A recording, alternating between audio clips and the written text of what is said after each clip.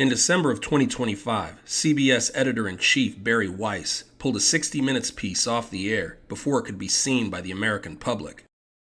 She claimed that the piece on undocumented immigrants being sent to CECOT, El Salvador's massive, high-security prison built as the centerpiece of the government's anti-gang crackdown, quote, wasn't ready, citing lack of sufficient context and editorial balance concerns, before finally saying that airing the piece as is could mislead viewers and fall short of the editorial bar expected of 60 Minutes.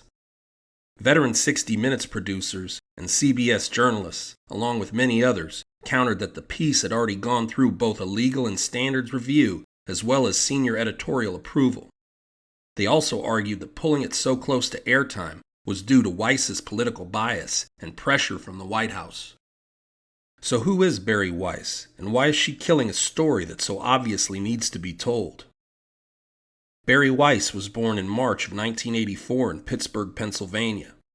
She graduated from Columbia University and built her early career in journalism, writing and editing for outlets such as the Wall Street Journal and the New York Times, where she worked on opinion pages and wrote about culture and politics.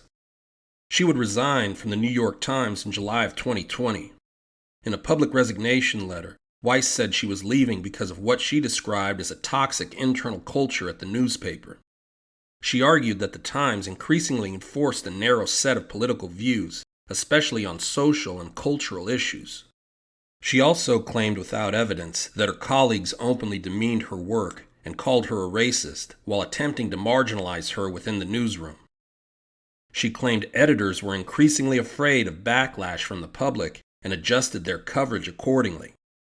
After leaving the New York Times in 2020, she published her resignation letter, which was widely shared, criticizing the paper's internal culture. She then moved into independent media. In 2021, Weiss launched a newsletter called Common Sense on Substack, which later expanded into the digital media company, The Free Press. Labeling herself as a free speech advocate, her platform mixed news, reported stories, opinion, and podcasts, becoming prominent in culture and political commentary. In October of 2025, Weiss's media company, The Free Press, was acquired by Paramount Skydance, the parent company of CBS News, in a deal reportedly worth around $150 million. As part of that agreement, Weiss, despite having no prior experience in broadcast news, was named editor-in-chief of CBS News, reporting directly to Paramount leadership. This appointment marked a highly unconventional trajectory for someone whose career had been rooted largely in opinion journalism and digital publishing. It only took her 2 months to completely destroy the once impeccable reputation of both 60 Minutes and CBS News as a whole. That brings us back to the present day and her decision to pull the CECOT expose off the air. Even before leaving the New York Times, Weiss was known for framing culture war issues in adversarial and moralistic terms while writing opinion pieces that lacked nuance or empirical discipline. Often she would argue first and report the news second. During this time, she would become a prominent voice in the critique of universities, who she claimed had become hostile to dissent. She was criticized for selectively highlighting extreme cases, downplaying systemic discrimination, and portraying herself as marginalized, all the while hypocritically holding elite platforms. This hypocrisy made her a lightning rod in both academic and media circles. Weiss's work on anti-Semitism, later expanded in her book, How to Fight Anti-Semitism, was influential but also controversial. Time and time again, she responded to any criticism of Israel with claims of anti-Semitism, while constantly overstating the threats.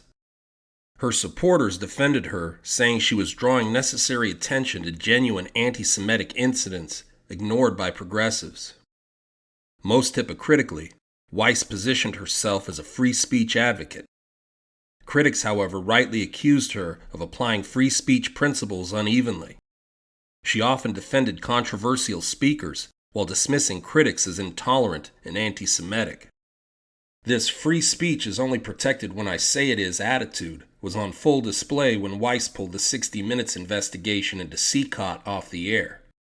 In a world where information is king, This self-proclaimed free speech advocate is proving that hypocrisy and censorship go hand in hand.